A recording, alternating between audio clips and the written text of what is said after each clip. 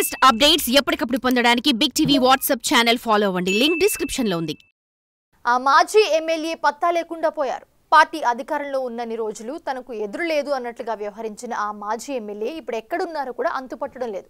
అప్పట్లో ఓటమి ఎరగని ఫ్యామిలీపై గెలిచి మీసం తిప్పిన ఆయన నెలకు కనీసం 2 రోజులు కూడా నియోజకవర్గంలో కనిపించడం లేదు. కూటమి ప్రభుత్వం ఏర్పడి 6 నెలలు పూర్తవడంతో వైసీపీ నేతలు పలువురు జగన్ పిలుపు మేరకు ఆందోళనలు నిర్వహిస్తూ ఉన్నారు. ఆయన మాత్రం ఇంకా బయటికి రావడానికి మీనమేషాలు లెక్కిస్తూ ఉన్నారు. అయితే ఇంతకీ అసలు ఎవరా నేత అంతలా అదృశ్యం అవడానికి రీజన్స్ ఏంటి?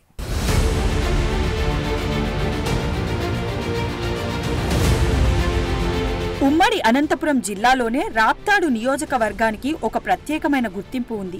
కేవలం అనంతపురం జిల్లాలోనే కాకుండా రాష్ట్రంలోని హాట్ నియోజకవర్గాల్లో రాప్తాడు ఒకటి. అక్కడి నుంచి పరిటాల కుటుంబం 3 దఫాలుగా ప్రాతినిధ్యం వహిస్తూ వస్తోంది. దాంతో రాప్తాడు నియోజకవర్గం ఎప్పటికప్పుడు యావత్ రాష్ట్రం దృష్టిని ఆకర్షిస్తుంటుంది. టీడీపీ మంచి పట్టున్న నియోజకవర్గాలలో రాప్తాడు ఒకటి. రాప్తాడులోని 3 మండలాల్లో టీడీపీకి పట్టు ఉండగా మరో 3 మండలాల్లో వైసీపీకి గట్టి పట్టుంది. రాప్తాడు నియోజకవర్గంలోని ఆత్మకూరు, అనంతపురం రూరల్, రాప్తాడు మండలాలలో వైసీపీకి మంచి క్యాడర్ ఉంది.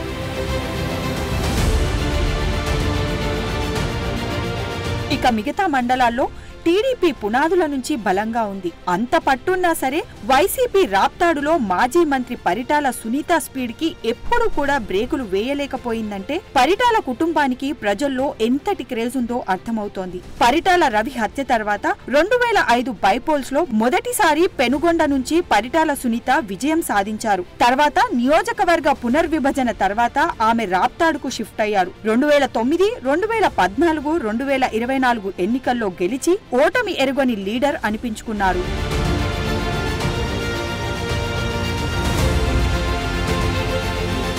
2019 ఎన్నికల్లో పరిటాల సునీత పోటీకి దూరంగా ఉండి తమ కుమారుడు పరిటాల శ్రీరామ్ ని రాజకీయ అరంగేట్రం చేయించారు. అయితే ఆ ఎన్నికల్లో పరిటాల శ్రీరామ్ పై వైసీపీ నుంచి పోటీ చేసిన తోపుదుర్తి ప్రకాష్ రెడ్డి మొదటిసారి ఎమ్మెల్యేగా గెలిచారు. ఆ విజయంతో తోపుదుర్తి ప్రకాష్ ఫ్యామిలీ నియోజకవర్గంలో విశ్వరూపం చూపించిందంటారు.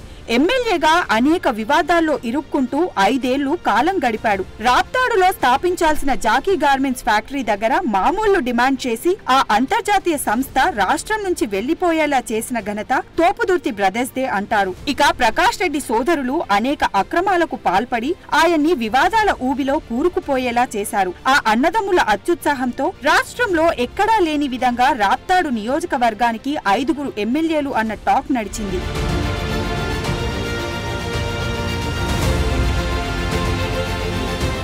సీన్ కట్ చేస్తే 2024 ఎన్నికల్లో మాజీ మంత్రి పరిటాల సునీత తిరిగి పోటీలోకి దిగి ఘన విజయం సాధించారు. సుమారు 23,000 ఓట్లకి పైగా తేడాతో విజయం సాధించారు. అంతకుముందు అనేక యూట్యూబ్ ఛానళ్లకు ఇచ్చిన ఇంటర్వ్యూలో తోపుదుర్తి ప్రకాష్ రెడ్డి రెచ్చిపోయి పరిటాల సునీత గెలిస్తే గుండు కొట్టించుకుంటా మీసం తీపించుకుంటా అని అనేక సవాళ్లు విసిరారు. తీరా ఎన్నికల్లో ఓడిపోయినా గుండు మీసం సంగతేమో కానీ ఆయన నియోజకవర్గంలో కనిపించడమే మానేశారు. ఎన్నికలు ముగిసి దాదాపు 7 నెలలు దాటుతున్నా ప్రకాష్ రెడ్డి కనీసం 10 రోజులు కూడా నియోజకవర్గంలో కార్యకర్తలకు అందుబాటులో లేడని వైసీపీ శ్రేణులు వాపోతున్నాయి.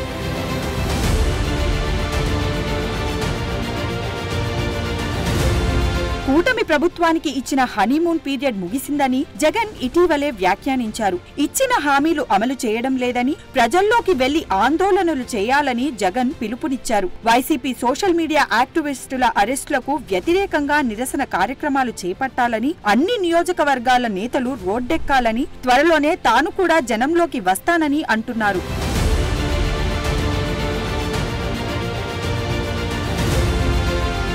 వైసీపీ ఉనికి కాపాడుకోవడానికి జగన్ అంతలావున పిలుపునిచ్చినా రాప్తాడులో మాత్రం ప్రకాష్ రెడ్డి ఒక్క ఆందోళన కార్యక్రమం కూడా నిర్వహించలేదు.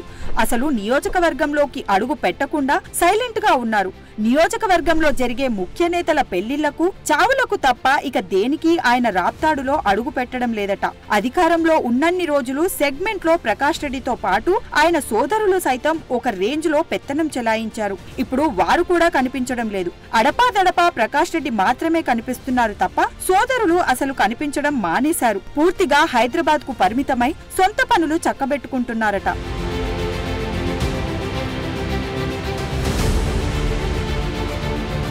ఆ నేతల అజ్ఞాతవాసానికి కారణం అధికారంలో ఉన్న సమయంలో చేసిన వ్యాఖ్యలే అని పెద్ద ఎత్తున ప్రచారం సాగుతోంది. ముఖ్యంగా ప్రకాష్ రెడ్డి కంటే తన సోదరుడు తోపుదుర్తి చందు అప్పటి ప్రతిపక్ష నేత చంద్రబాబుని అనరాని మాటలు అన్నారు. కనీసం రాయలేని భాషలో బూతు పురాణం వల్లించాడు. ఈ వ్యాఖ్యలపై అప్పట్లో పెద్ద దుమారమే చెలరేగింది. దాంతో ఈ వ్యాఖ్యలపై స్వయంగా ప్రకాష్ రెడ్డి వివరణ ఇవ్వాల్సి వచ్చింది. చందు వ్యాఖ్యలపై టీడీపీ శ్రేణులు కేసులు పెట్టాయి.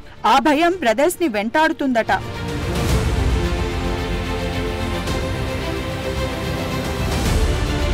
ఇక ప్రకాష్ రెడ్డిపై అనేక అవినీతి ఆరోపణలు ఉన్నాయి. ముఖ్యంగా జాకీ పరిశ్రమ యాజమాన్యం నుంచి కమిషన్ డిమాండ్ చేసి ఆ పరిశ్రమని వెళ్లగొట్టాడని, అలాగే వెంచర్లలో కమిషన్ వసూలు చేశారని, టమాటా మండీల్లో డబ్బులు వసూళ్ల దగ్గర నుంచి అక్రమ మట్టి తవ్వకాలు, అమ్మా డైరీ ఏర్పాటు వంటి పలు వివాదాలు ఆయన్ని చుట్టుముట్టాయి. వాటిపై విచారణలు ప్రారంభమైతే జైలు జీవితం తప్పదన్న భయంతోనే ప్రకాష్ రెడ్డి సైలెంట్ అయ్యారన్న టాక్ నడుస్తోంది.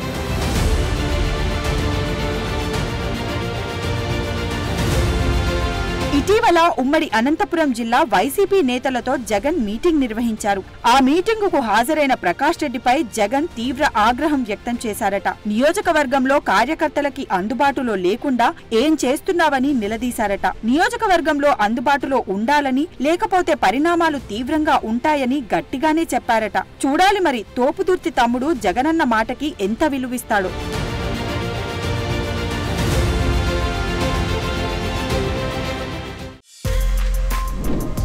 For more videos like this, subscribe Big TV channel.